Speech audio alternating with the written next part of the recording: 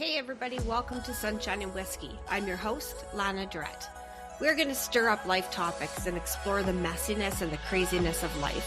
This is information for the inquisitive. I myself get lost in information and curious about all things. I spend a ton of time reading, listening to podcasts, and having purposeful conversations. The more perception I receive, the more I want to share with people and dive into the next new quest. The power of each of us, our accomplishments, passions, unique stories, and authentic voices, we all have so much to address and to tear into.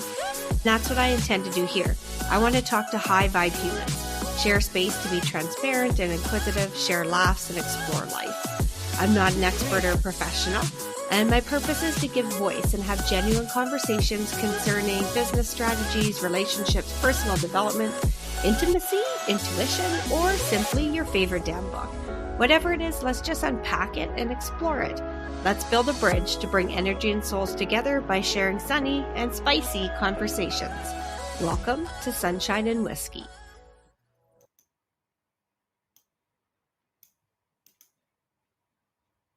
Hi, everybody. Welcome to episode 12 of Sunshine and Whiskey.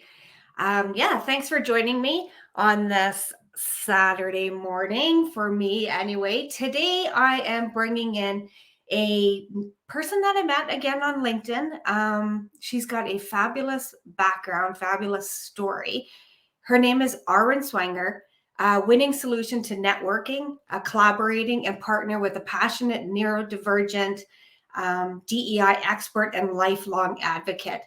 She's highly experienced talent acquisition manager, I can't even speak today, with a solid commitment to advocating for marginalized communities, fostering workplace inclusivity and diversity, and promoting inclusion throughout various platforms, conferences, and events since 2012. She's an advocate for all kinds of things, from acquisition services, supporting LGBTQ individuals. She's been through domestic violence, sexual assault survival, mental health survivor, neurodiversity advocacy, which we're going to dive into and talk about all that kind of stuff today. The conversations and this lady's background is going to be very interesting, and I think she has a lot to share with us, let alone teaching me so many things that I am not even familiar with, unfortunately. So I'm looking forward to talking to her, and let's all welcome Arwyn into the podcast. Hi, Arwyn. Welcome. Hi, thank you. Oh, it's great to have you here. I apologize. I you know what? I didn't bring you in and give you the introduction that you deserve, but literally I'm reading through your background right now, your story, your business end of things, and you have so much that I thought, you know what, there's no sense in me trying to give you justice, because I think this conversation between you and I that's about to happen is going to give us so much to talk about. So I agree. So I'm going to first, we had a couple minutes before the podcast to jump into a few things, and this is going to be so easy to have a conversation that we probably don't even have enough time to roll this one out. So I'm going to let you introduce yourself first. Let's talk about LinkedIn and your platform on there and the business background. Let me know, I guess, where you started, because you've been in this business, and I want to talk neurodivergent, but I want to talk about your business and you have 765 clients that you have helped recruit and help find them employment through your resume business. You've maintained an impressive 98% client employment retention rate. I don't know where to start, and I'm going to let you just jump into some of this stuff, because let's talk about it. Okay, awesome. So my name is Arwyn. I have been literally working within disability inclusion communities and types of work environments professionally since 2012. Personally, it's been my entire life, because I am somebody with disabilities, but I also was raised in different environments where I would go through and go into like these homes where my birth mother was a caregiver for adults that lived with disabilities. And so a lot of times I would go when I was younger, and I would actually play with her clients. And that's kind of how like I formed my empathic, I guess is what I call it. Like that's kind of where I got my love for working with people that like me had disabilities, because I always knew that I was different. I professionally joined, like I said, in 2012. I started as an on-call job coach, cleaning buildings, secured banks, janitorial, custodial, maintenance, everything. But what my task specifically was using instructional design techniques and breaking down complex tasks to make them more accessible, but also to have them be easier to understand. So a lot of times I did like hand over hand. So physically taking somebody's hand and holding it in between mine and then moving my hand to where I need their hands to be, or showing them and demonstrating to them the job. And then I would work with them as they were learning through that process. Now, I specialized in working with people with significant disabilities. I just had this whole exposure and this whole, I guess, expertise, because I myself was very, like, I was very aware that I had a disability. I just didn't know what it was called. Like, I never had a name for it. And so I just really just hit that ground running. I started writing resumes, started helping people. I was actually helping people when I was in high school. So I graduated in 2007. Yeah, 2007. So back in high school, working 50, 60 hours a week because I was a super senior, going to school and helping people with their resumes. And I was already just ready to learn. I grew up in very, very toxic and very controlling and very abusive environments. And so my disabilities were looked at as like a shame. Like, it was very shameful that I had disabilities, that I struggled with my mental health, that I had significant issues that were going on that just were not being addressed. They were being swept under the rug. They were being ignored. And so over the last 2.5 years now, since I've joined LinkedIn, I have literally taken all of this knowledge and expertise that I had, and I just hit the ground. And I said, I'm going to put myself out there. I had just literally, when I joined LinkedIn, I had just became homeless. I was going through a divorce.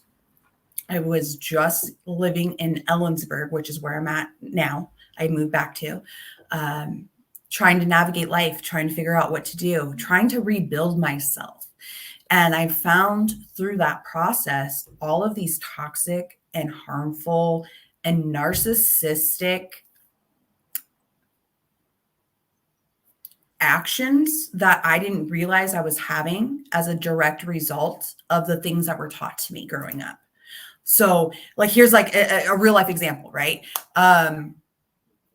My birth mother would tell me, you're going to go to the doctor. I don't want the doctor to know this.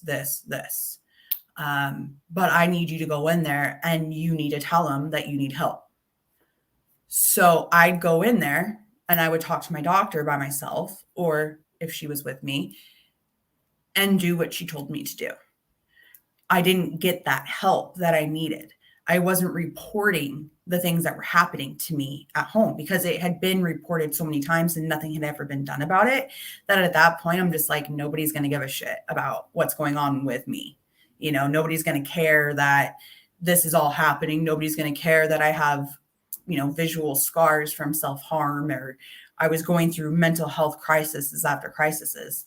And it really wasn't until I started going through my divorce that I realized how bad my childhood was specifically, but also leading to the actions where I chose my ex-husband, because my ex-husband was that same type of abusive cycle. And once he made the decision to sexually assault me when we were married, right before we got a divorce, I think that was kind of like the straw that broke the camel's back. And as much as I continued to spiral up until my sobriety, when I hit it in August of 2021, I still was trying to be a better version than I was then. And I was dealing with some significant issues because as a mom, I didn't want my son to grow up the way I did. And I have a lot of guilt because my son is with his father by the court's order.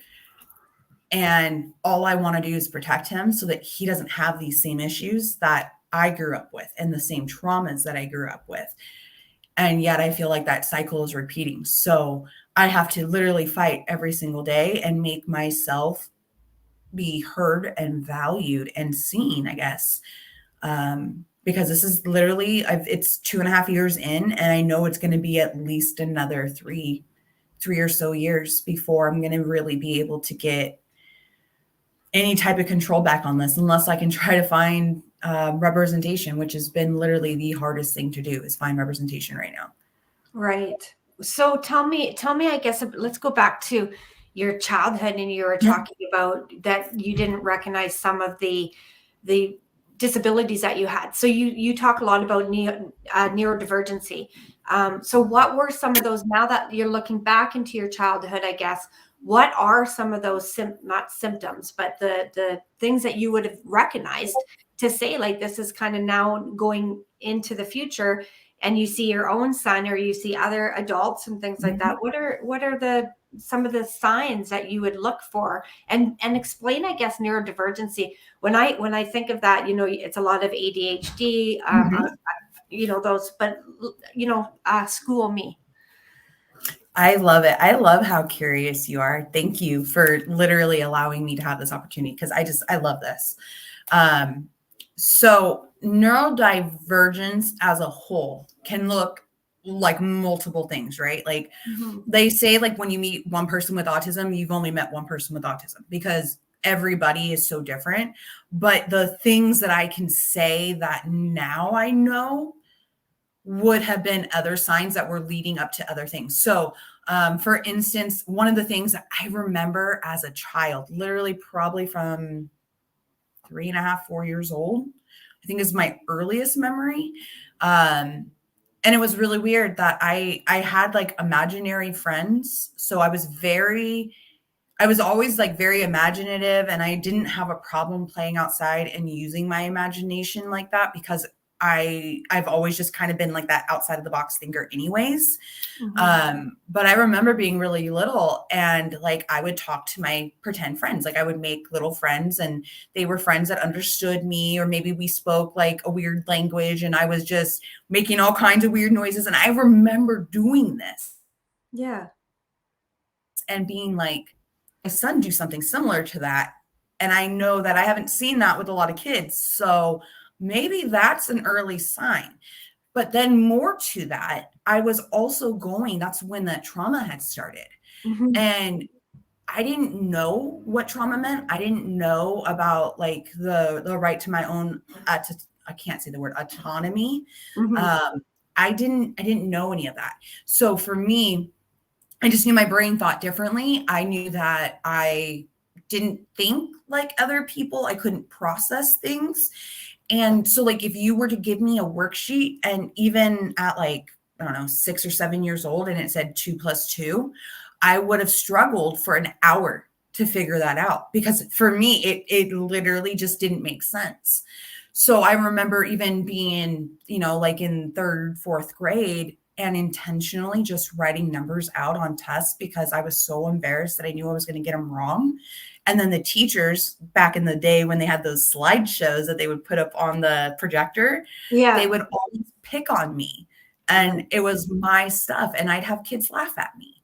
Well, I was already being laughed at because a girl came to school, the little freaking brat that she was. And like literally in the 90s, this girl thought she was hot shit diva, but literally came to school with lice, infected the entire class, and then they blamed my ass.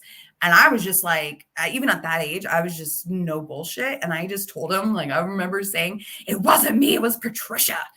And so, to like trying to already like deflect and get that negative light off. And like thinking about that now, I can laugh at it, but I'm like, that was that early processing. Like, why wasn't anybody trying to help me? Why wasn't I given an IEP? Why wasn't I put in these special classes or given extra support, because I wouldn't have struggled as much as I did if I had more support, both educationally and then in my life, and had actually like adults that were actively in my life that were looking out for me. I didn't have that. My dad was there, but my dad wasn't there because my birth mother kept him away. And so I didn't really have a relationship that well with my dad. It was very, very spotty. And so he didn't understand me either. He didn't understand why I struggled sometimes, but he was more patient than my mom. My mother would just make fun of me and like make comments about my brain. She commonly, so sign language, this means she's idiot. So she would constantly do this to me. And at a young age, 16 years old, I'm very impressionable. I'm already going through some significant issues with my mental health and the sexual abuse and the trauma and all of that. And then you're literally beating me down. And she liked to use the R word. She dropped it on me all the time. She threw in my face about my mental health because I was told that I had PTSD very young. Later down the road, I was actually diagnosed as complex PTSD, which made sense because of the lifelong abuse. We're talking 30 years of domestic violence, sexual assault, rape, being physically beaten, being emotionally beat down, called every single name in the book, A to Z, see you next time, Tony included. Like that was something that was common to me. Yeah. And that is something that I knew as early when I was wanting to be a mom. I was not going to repeat that behavior, because if we continue those cycles, we're never going to break that. And we're never going to allow our children to be where they need to be. What do you suggest for people now? Sorry, because it's incredible. It's years of you going through this stuff and recognizing different things. And now, I look at you and I think, wow, how are you here? And in a place where you're obviously functioning quite well. What are some of the tools and things that you're using? Like, as the years have gone by, what support did come to you in school? Obviously, when we're kids and we're going through that, and without having parents at home that are actively involved in our lives, and then to send us into school, I get it, right? That if it was a different time as well, the support wasn't there. So how did you get from there to how you're feeling today? Is your support? Yeah, that's another great question. So there were not two. I have to write the names down so that I can remember the proper spelling. There were 3 teachers in my entire educational journey that impacted my life, and literally, like, to this day, I still want to talk to them. I still want to reach out. Like, this has made me completely inspired to actually reach out to them. So I will definitely give you their info. So when I was in the 2nd grade, I had a teacher. Her name was Amy Griffith. She literally she was this young teacher, but she was so just not following the norm. Like, she actually taught with intention, with heart. So I didn't feel singled out by her. I felt like I was supported, and I felt like she was hearing me.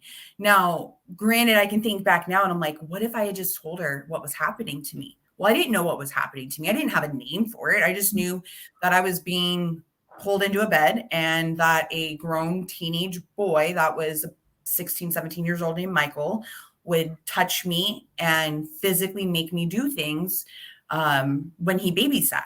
And he babysat me twice. I didn't have any other notion. I didn't know that it was wrong, because it wasn't something that my mother was teaching me. She wasn't a mom. She was busy cheating on my dad and sleeping with what would become her 2nd husband, which was one of the main monsters that sexually abused me for many years. So Miss Griffith was there, though. Miss Griffith understood. She took the time. She helped me. And the crazy part was, I was literally in her class. I was best friends with Michael's brother, and he was in my class. And I have since literally tried investigating, just trying to see if I can find this guy's name, right? Because I only knew Michael.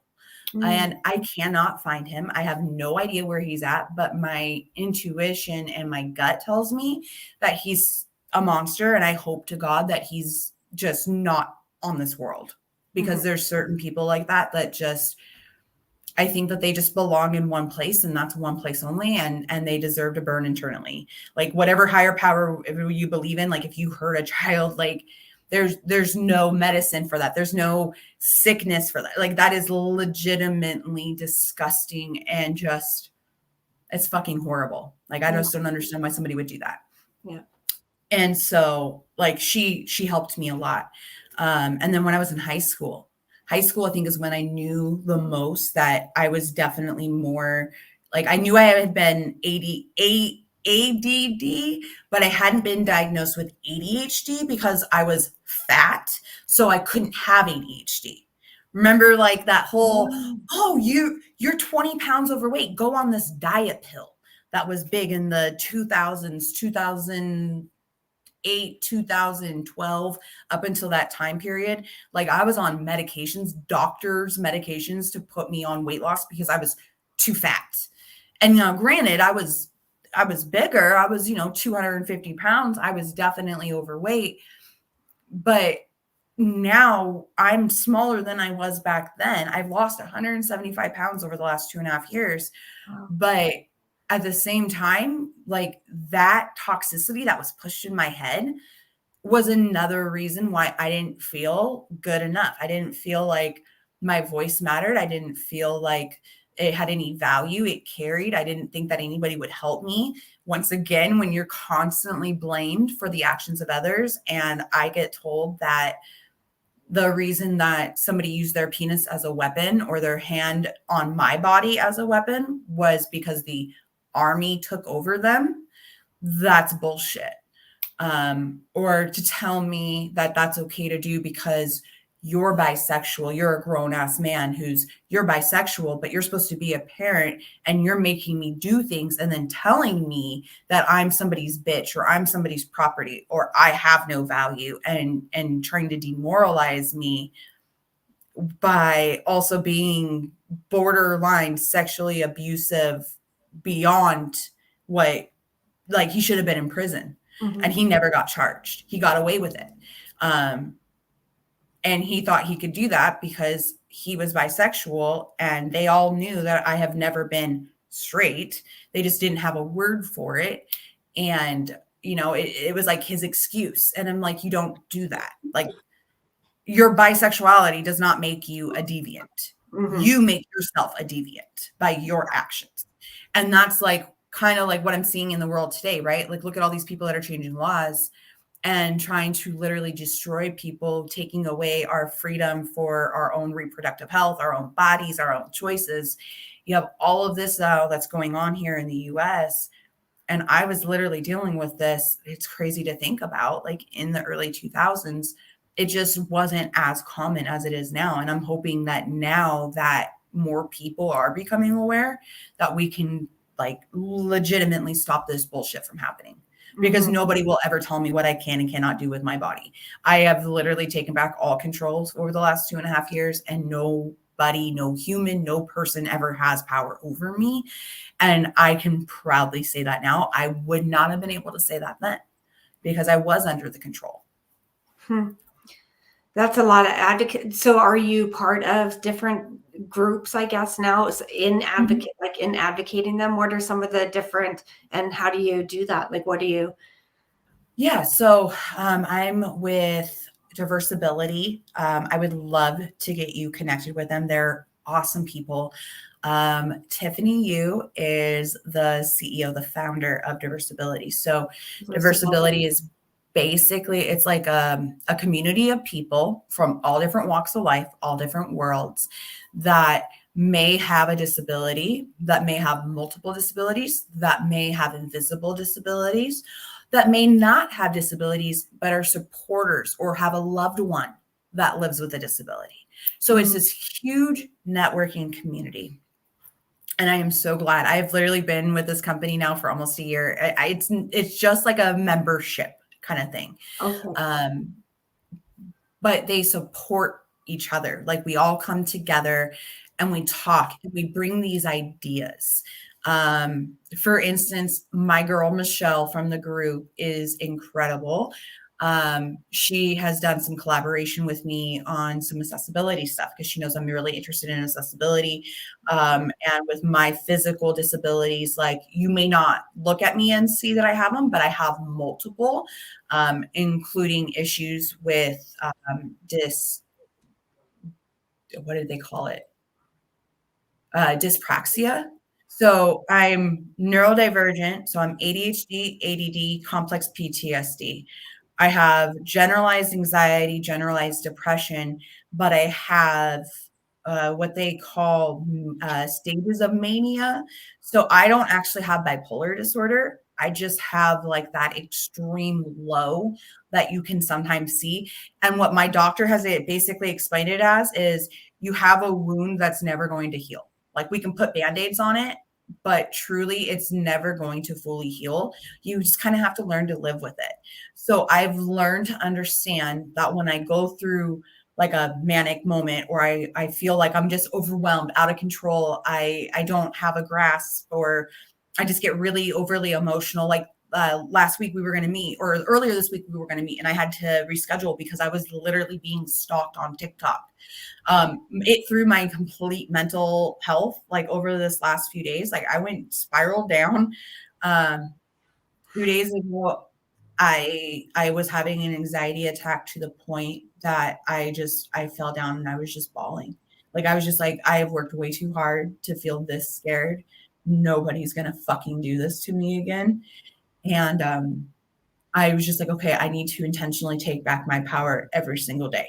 So instead of giving them any part of my power, knowing the fact that I can't control their actions, I can only control how I react.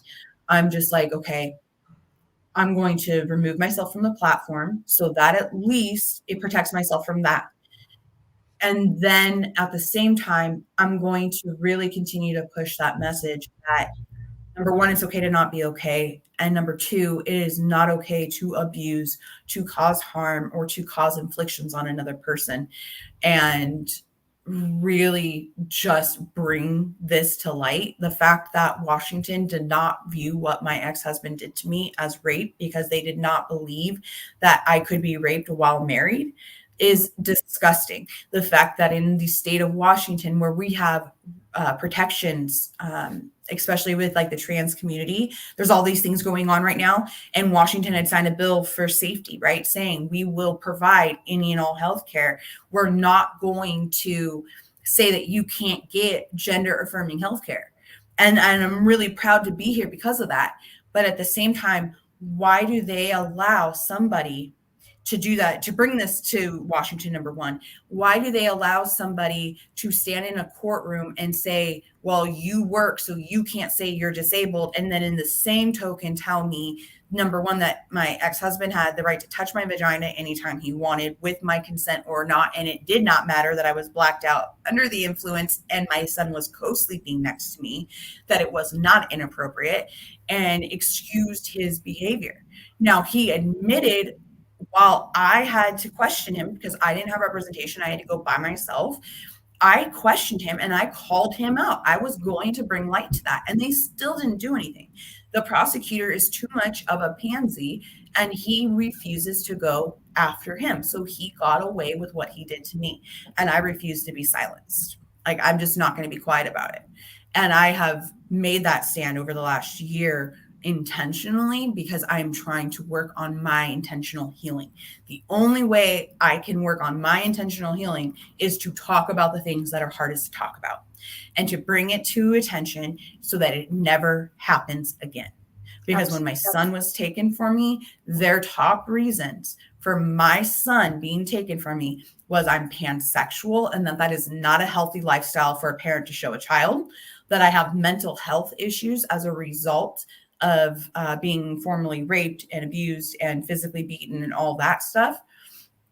that calling my son my little ferret because he's ADHD like I am and he hides things and he giggles and he's cute, that's verbal abuse. And then they told me that a mixture of all of that together, having my disability, having the issues with being out and proud, doing all of these good things that I had tried to do, despite all of that, that I was a bad mom and that I would never get my son back. And I said, this is bullshit. And I have continued to fight since. Going through the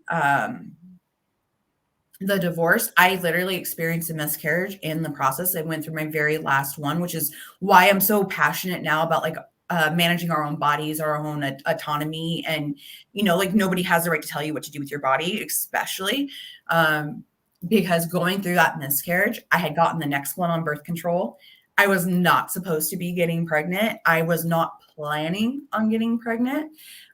When we got pregnant with Childern, I was really excited. I was going to tell my partner. We were homeless at the time. Like I said, we were going through the divorce, but it was something positive. It was beautiful. It was another life. And I literally tell him, and within 2 days, I had a full miscarriage. Ended up having to take the abortion pill prescribed by my doctor because she said that my body needed to be able to fully pass. And so having to go through that is on my medical record now. And I'm very pro-choice, and what you do with your body is your choice. But it wasn't a choice that I had ever wanted to have to make, because more than anything in my entire life, I knew I wanted to be a mom. Mm-hmm. Have that taken from me was really hard. They went in, they removed my tubes, trying to make sure that this wouldn't happen again and trying to get things under control. It only made it worse. And I'm now going in for a total hysterectomy in 17 days. Oh my goodness. Oh my goodness. Yeah. I'm so, sorry. Don't mind me if I cry. I'm not trying to. No, that's a lot on one person, and it's a lot to, you know, I thank you for sharing that with me. None of what you've gone through has been easy at all. And I'm so proud of you for making, you know, bringing it to the table and bringing it to awareness to people and being, it's a lot, right? Nobody usually wants to unpack all that stuff that they've gone through in their life, but this is what we need. This is what we need, is people like yourself who are actively going through it. And then as well, you know, being loud about it and bringing it to awareness and not being shut down and not allowing, whether right or wrong, it doesn't matter at the end of the day, whether it's right or wrong. It's your story. It's your things that have happened to you, and they're happening to other people. They're happening to other people as well. And so for you to get onto the platforms and doing the work that you do, we need it. We need more of it. So it's very, very proud of you for doing that and sharing it with me. What are some of the things that you do? Like you go back and you talk about all your ADHD and dyspraxia and manic depression. What are you doing for yourself? Like if you are advocating for other people, what should they be doing in order to make sure that they're getting the proper help, or looking at themselves and going, you know what, I heard Arwyn on this thing the other day, and she said a few things about this, and now I'm thinking, well, maybe it's a little bit about me, or maybe I'm seeing it in my children, or even you just need somebody to talk to. Are there places to go that you can learn about neurodivergency and how, and even all of these things? What should people do if they feel like they need support and more information? So that's a great question. I'm going to actually show you if I think I have it. No, I don't. I don't have it in here. I will take a picture and I'm going to email it to you so that you can add it to the podcast. So it's called the Congruency Planner. This is something I'm just starting to use. One of my really good friends, Rayshon Wagner, created this journal with neurodivergency in mind. So it specifically breaks your life down in 8 different categories so that you can then take a moment and be able to reflect on all different aspects of our life, because we have to think, right? There's like a financial aspect, there's our emotional health, there's our physical health. There's our career aspirations and goals. I'm so sorry, my little doggy's here.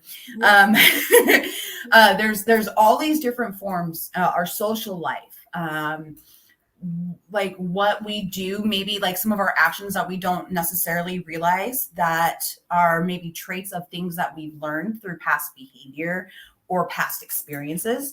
And it makes you kind of break that down. So I'm starting to use that, which is helping a lot. It's allowing me to focus on one thing at a time and trying to figure out how to improve those areas. Another thing that I do, and I tell everybody is amazing to do, is go on Medium and join and start writing a blog. I found Medium through my best friend, Cassie.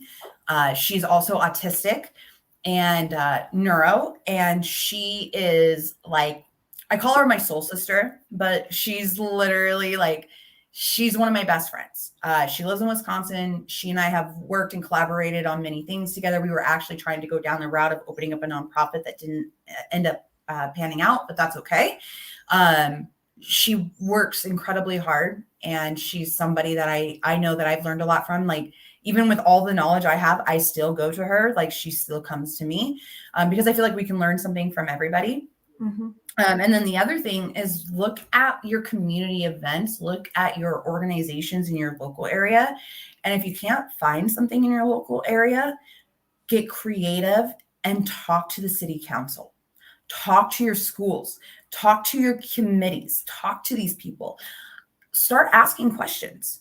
One of the things I really liked was when I was in Ellensburg in August of 2021, I wasn't familiar with any DEI, diversity and inclusion communities. I had trouble just getting help from domestic violence services, that I wasn't able to get the resources elsewhere. Since coming back here now that it's 2023, they have a DEI committee. They have initiatives in the actual town.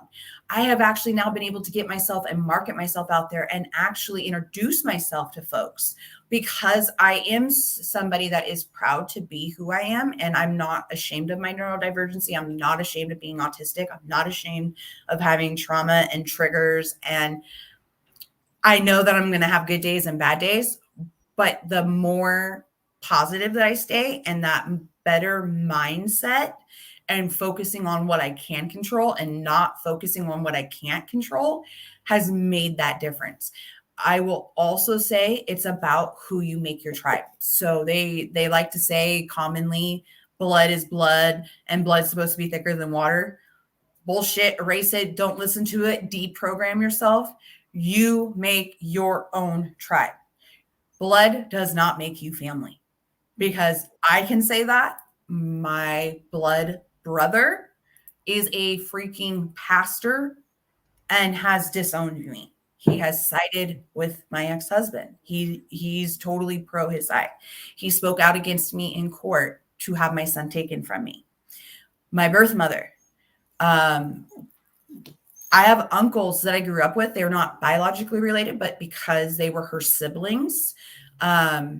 I remember growing up, I had an uncle that I told that I was raped by my ex-husband, and the words out of his mouth are, well, we're not biologically related. You want to fuck? You know, like, how is that normal? That's just not. So I believe in my family is who I choose to be my family. So of course I have my dad. I have my stepmom. I call her my mom. I have siblings that I do talk to occasionally. I have uncles and aunties and cousins that I talk to.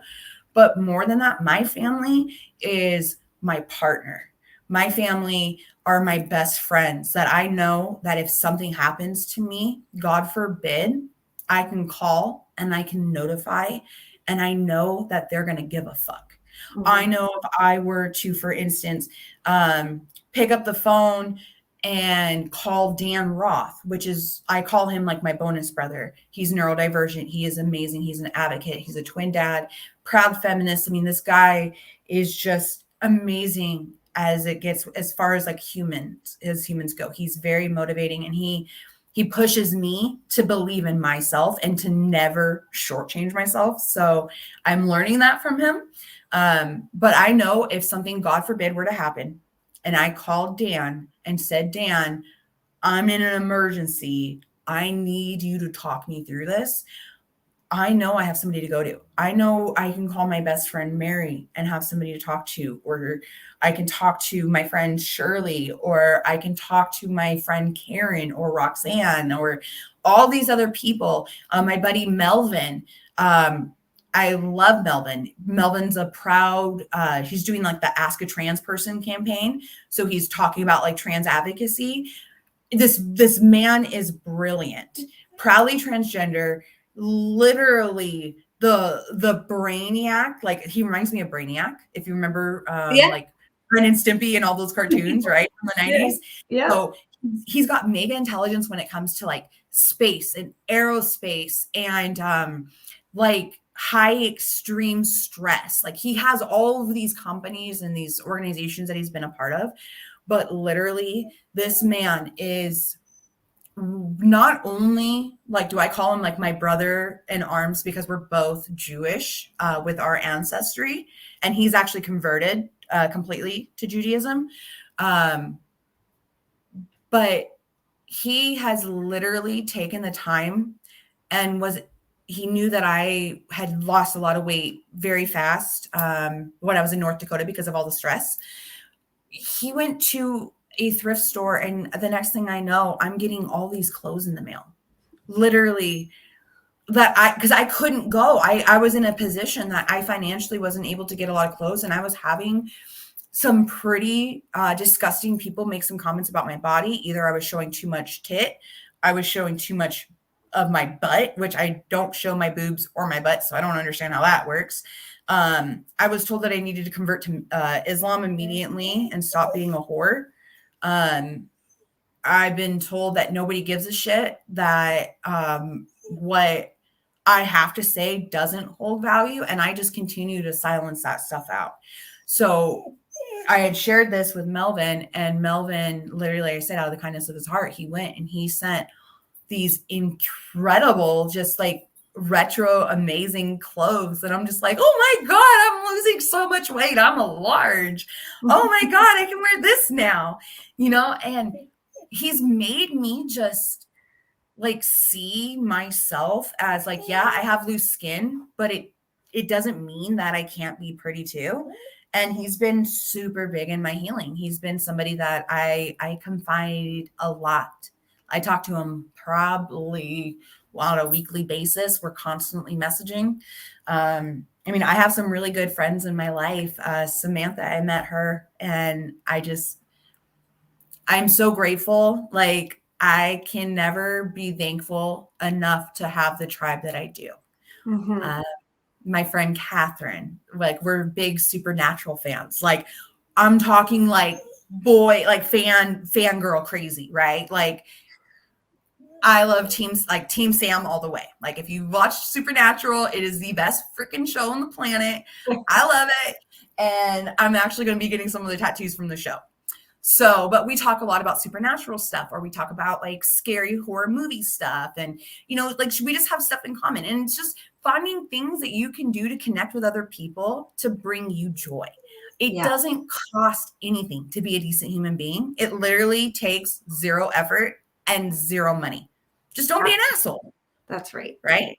Yeah. Let's talk about your business. What do? So let's talk about this resume writing, because when I look at your like the bio that you sent, you've got a lot going on, and you talk about talent acquisition and strategies. So yeah, what is it that you do?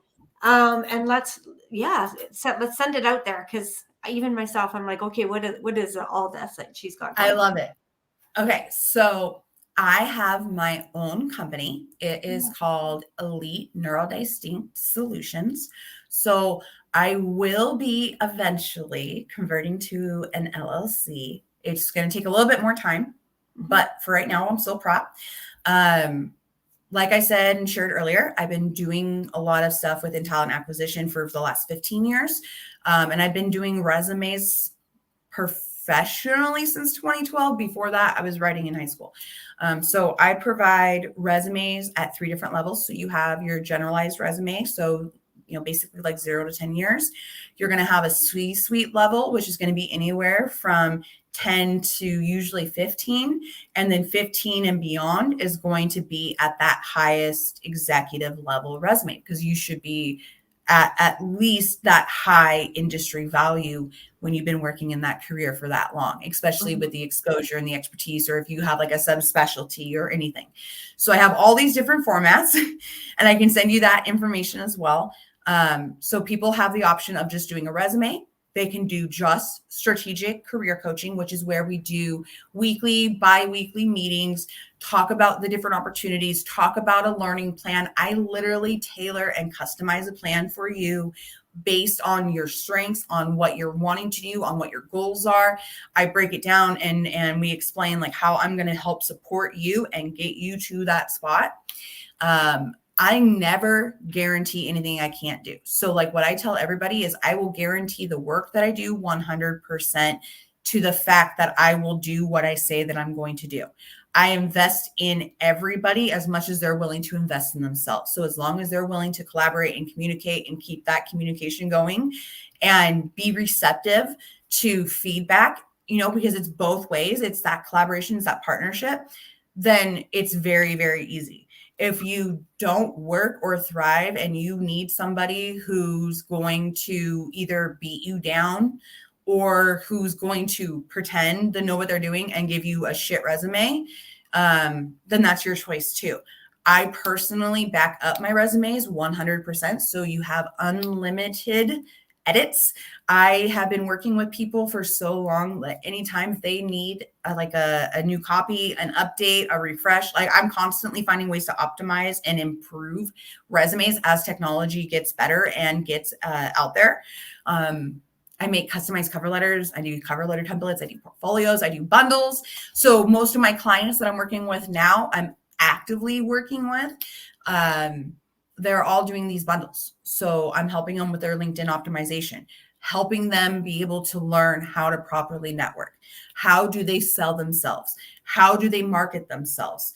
How to optimize your content on LinkedIn, making sure you're not making the mistakes that I've had to learn over the last few years from social media. So, don't go in looking for a fight. If you're going to be an advocate, you always have to try to come in with an open mind. And even if you don't agree with somebody, you can politely still have that conversation. And I really, really try hard to do that.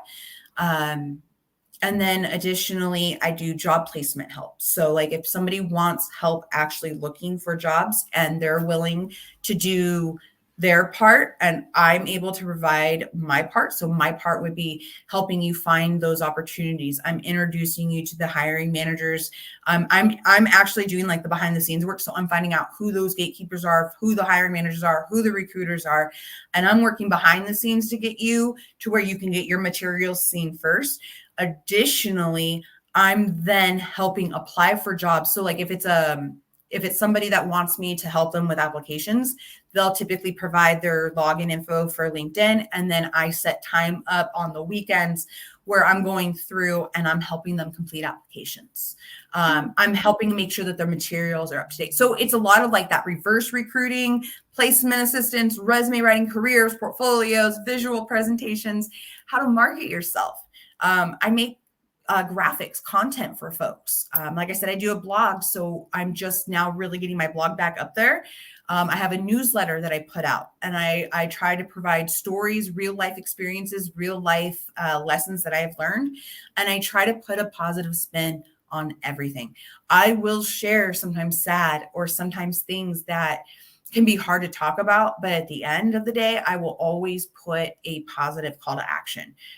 And typically that is, it's okay to not be okay. If you feel like you're overwhelmed or if you're feeling like you need somebody to help support you, advocate you, understand you, maybe just help you understand and help you navigate. Like I leave myself open for that because as much of an empath as I am, and it can be sometimes heavy on my heart, at the same time, this is literally the best way of me healing. Because as I help other people and other people get their stories out and other people get the help that they've been needing, or they get the justice that they were so freaking owed that never happened, it's a win. right? They get their justice. They get their voice. They feel that positive, whatever that is about them. That is a win. And through that, through their success, through their, goal planning and hitting those achievements, it heals my heart at the same time. And it's something I've talked to my doctor about, trying to understand. And it's something along the lines of, I'm just an empath and I love everybody.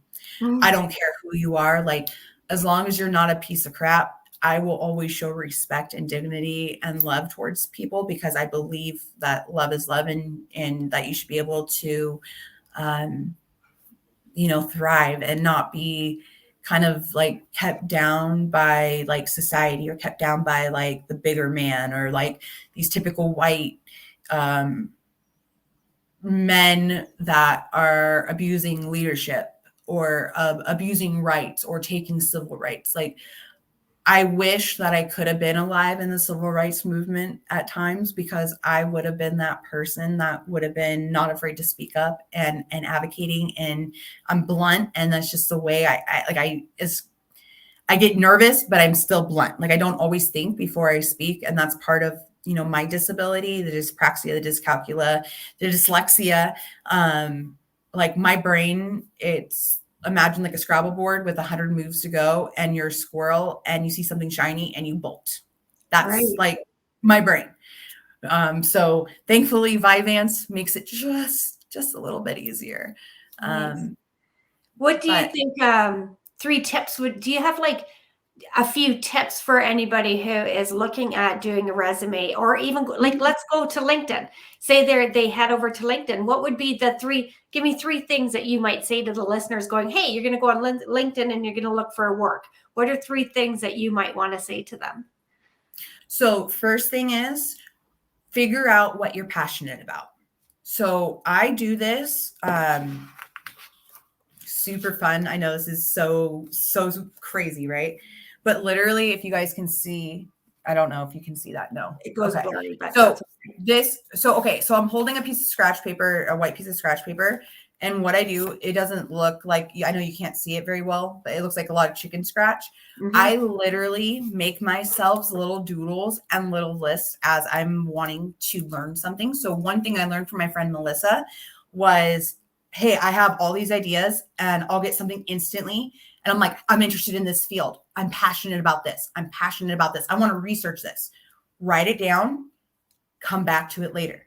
So what I tell everybody, what are you passionate about? Have you made a list? So if you were to ask me what my passions are, it's advocacy, neurodiversity, mental health awareness and support, and just all over spreading love, kindness, and respect and dignity. I'm very about like, your word is your bond. Without your word, you're nothing. So if I give you a pledge, or if I give you my word on something, I put my heart and soul into that. So I would tell all job seekers, do the same. What are you passionate about? What brings you joy? What brings you hope? What makes you want to get out of the bed in the morning? Mm-hmm. Once we have that list, then what I do is I figure out, what are the key things that are holding you back? If you could think of anything in this world that is keeping you from hitting your goals, no matter what it is, what is it? And then third, how I'm going to get you past those roadblocks. So most of the time, those roadblocks, I don't know who to connect to. I can't get past the gatekeeper. Gatekeeper is typically the person who holds the key. They're the person who manages like the hiring process. They may give it to the hiring manager. So like at Ultranauts, I'm considered a gatekeeper.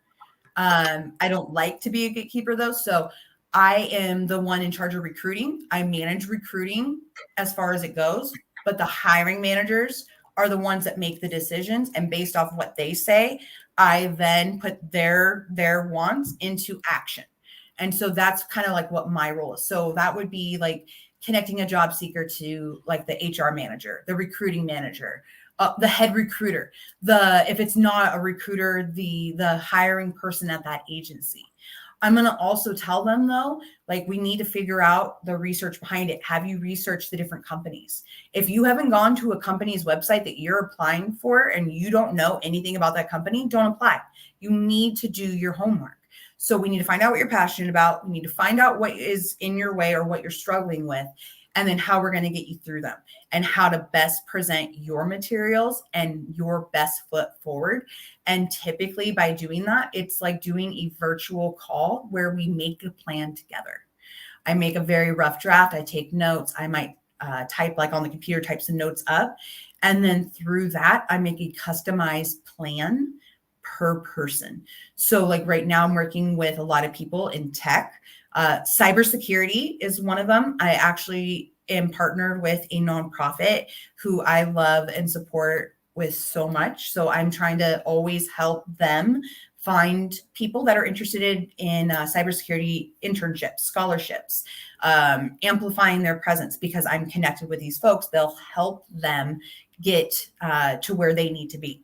I like to team up with other leaders, other recruiting leaders, other change makers. So I work a lot with like potential workforce. Dave Thompson, he's incredible. He and I collaborate a lot together.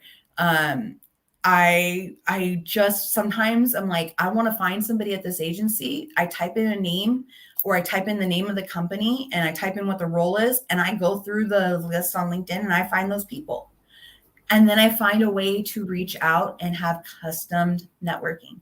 And so when I tell like my job seekers, if they're sending out a connection request, I teach them how to do it.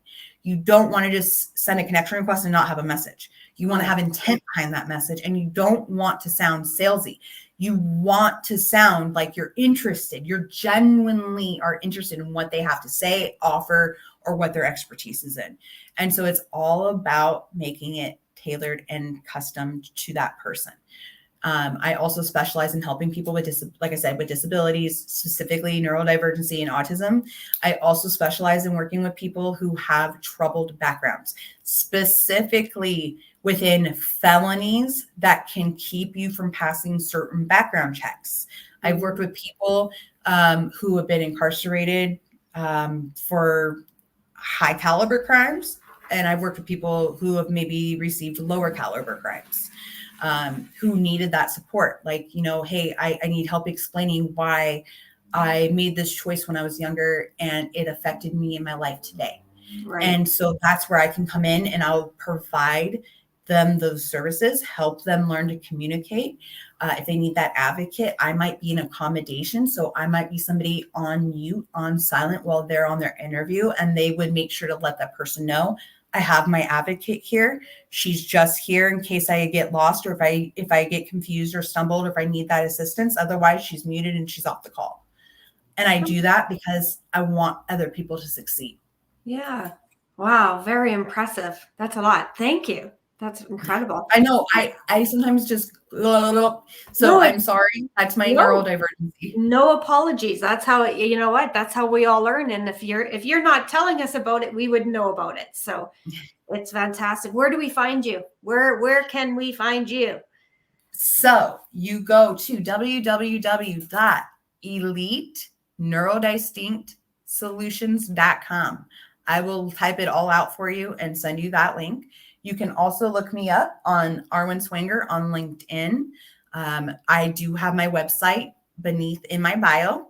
Okay. Additionally, you can look up Elite Neurodistinct Solutions on LinkedIn, Facebook, or Instagram. You can connect with me that way. I additionally have an email, which should be under my contact information. Otherwise, a lot of times you guys just send me a message, send me an email, send me a text, send whatever. I have a business number I can put out there for you as well. But I'm constantly trying to help. I don't do this for any other reason than to, number one, help empower and strengthen our community and the job seekers and our next generation.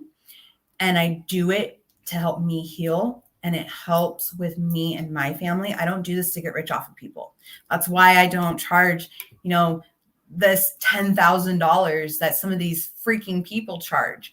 I keep things very competitive, and I keep them priced at a lower point, specifically because may not be the most affordable, but I'm like going to be there for the everyday average Joe, for the underdogs, for the people who are constantly looked over. And that's something that I really take a lot of pride in. Fantastic. I just noticed here that I wanted to know, are you going out into the speaking world? So it looks like maybe in 2023 or like the summer, maybe that you're looking at Yes. going out speaking. Tell me a little bit about that before we wrap up the Yes. conversation. Super exciting. So I have partnered up with Aspica. Aspica is an agency, an organization, an incredible organization. I'm going to cry. Um, from Rita Hernandez. She is a neurodivergent mama. She's a multimedia legend. She's been in the business for over 40 years. Her family has been in the business. Somebody very, very special that I have been able to meet because of my friend Dave from Potentia. I'm going to be actually sharing my story. I'm going to be talking about some of the things that I've experienced and some of the things that I had to overcome, and then how I'm doing now and how I've been able to turn a tragedy into something that can be a positive movement and be a positive impact on the lives of others. I'm also going to be sharing about my work that I do with Ultranauts. It is my career. It's literally my baby. Like I told my boss, it's my baby. It's like I literally get up every single day because I'm so excited to work at Ultranauts. We're a company, 75% of us are neurodivergent. So that's how Rita and I kind of had bonded originally, was because she's neurodivergent. She made the company for her son. She found out about me being neurodivergent, the fact that I work at Ultranauts. So she's like, let's talk about your story. Let's share your success, share what you're doing. I'm going to be sharing about Elite Neurodiversity Solutions and what I do there. And then additionally, like I said, sharing about Ultranauts, talking about the things that we do. And just kind of putting myself out there and saying, like, if you need me, if you need support, if you need advocacy, if you need help, if you just need a friend, I'm going to be here for anybody that wants me to be there for them, because I will never turn somebody away. I've never turned somebody away for the inability to pay, ever.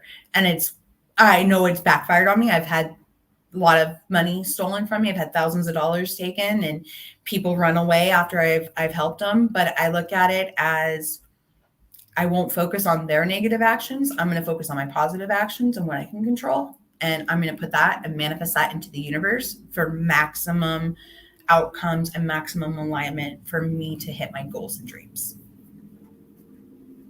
Wow. You're so special. Like there's just so much that I'm just trying to capture and take this all in with you. You know what? Mental health issues or ADHD, neurodivergent, you are a beautiful human bringing beautiful words out into the world. And you are, I don't know what to say. I'm so excited that you've reached out to me and wanted to share some of this with me. This has been a incredible story that you're sharing. I've learned so much today. So at the end of the podcast, I always do, I'm not sure if you heard him, but I do what I call as a 3-shot nightcap. So I just ask you 3 fun questions that you just get to, it's just meant to lighten up at the end of the show and just kind of close it up. So if you were to have one superpower, which power would you pick? Oh, this is so good. I love this. Okay. I have to say, I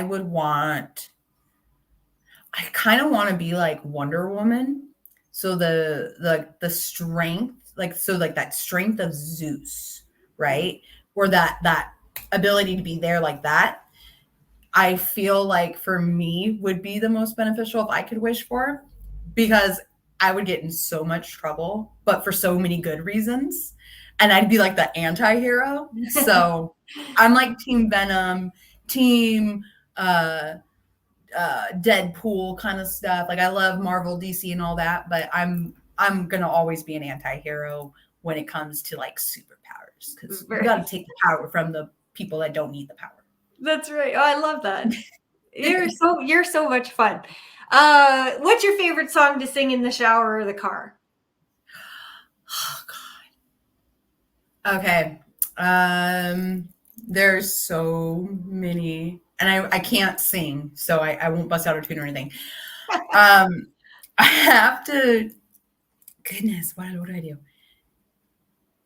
I think I have to say more because it's more powerful for me is My Only Enemy by Jelly Roll and Struggle Jennings. Have you heard of that song?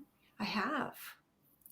That song literally gives me so much power because I'm about to celebrate 2 years sober.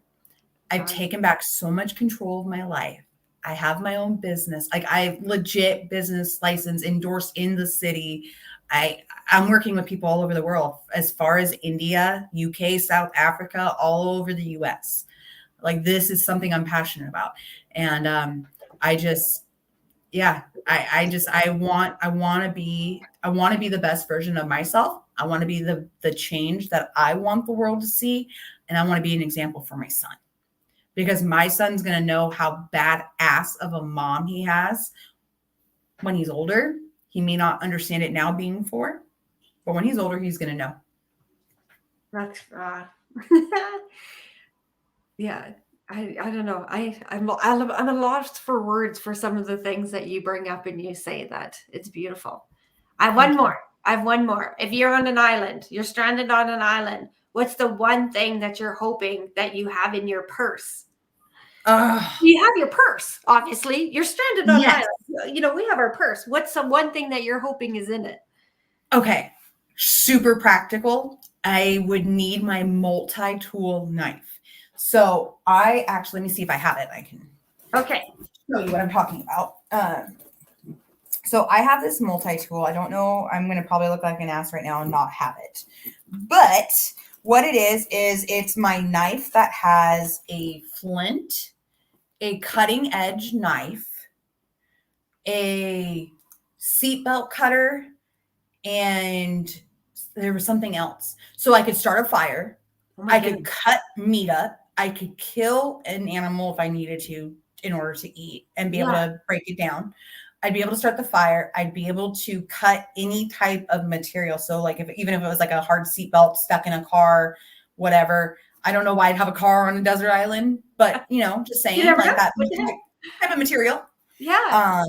That's so practical because I could literally do everything. I could build a shelter by cutting the wood down.